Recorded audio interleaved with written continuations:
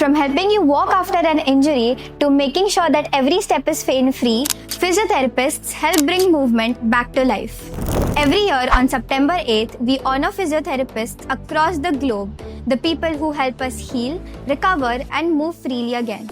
To know more about physiotherapy, let's hear from Dr. Tanvi Patel from Parul University. Today, on this auspicious occasion of World Physiotherapy Day, I would like to tell something about physiotherapy. Today, this day is recognized in 100 plus countries for raising awareness about power of movement and recovery.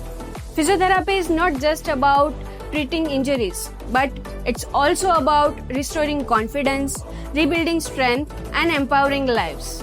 Whether physiotherapists are helping athletes to bounce back or elderly people for the mobility, physiotherapy is making a difference on every single day. So, from my side to all the physiotherapists out there, wishing you a very happy World Physiotherapy Day. This World Physiotherapists Day, let's thank the people who keep the world moving, one step, one stretch, and one recovery at a time.